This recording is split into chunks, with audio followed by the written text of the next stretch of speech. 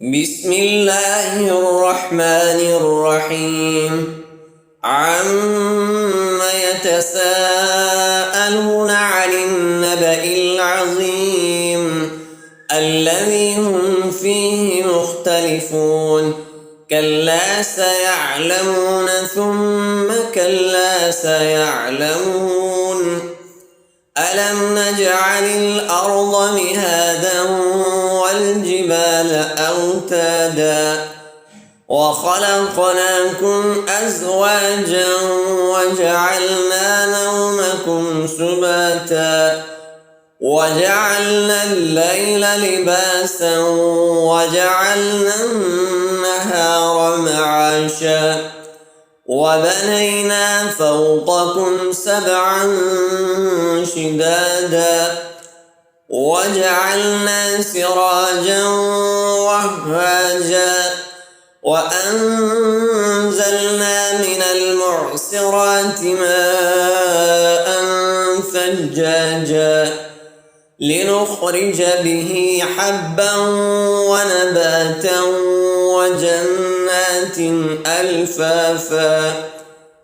إن يوم الفصل كان ميقاتا يوم ينفخ في الصور فتأتون أفواجا وفتحت السماء فكانت أبوابا وسيرت الجبال فكانت سرابا.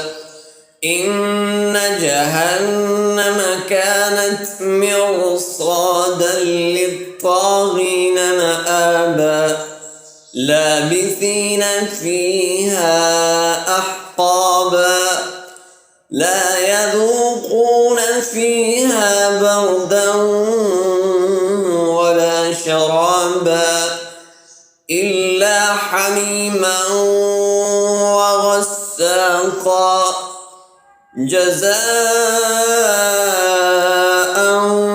وفاقا.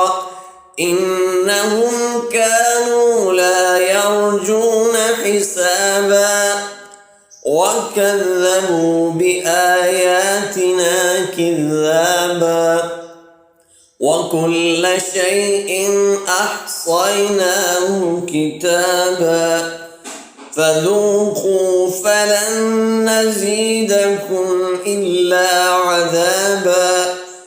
إن للمتقين مفازا حدائق وأعنابا وكواعب أترابا وكأسا دهاقا لا يسمعون فيها لغوا ولا كذابا جزاء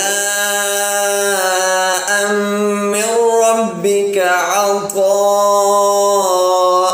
حسابا.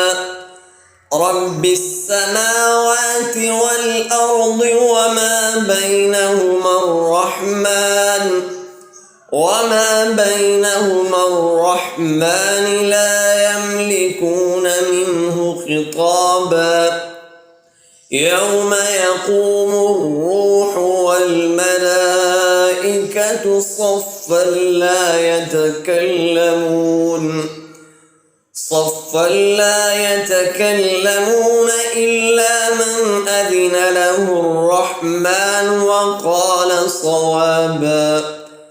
ذلك اليوم الحق فمن شاء اتخذ إلى ربه مآبا. إنا أنذرناكم عذابا قريبا يوم ينظر المرء ما قدمت يداه ويقول الكافر يا ليتني كنت ترابا.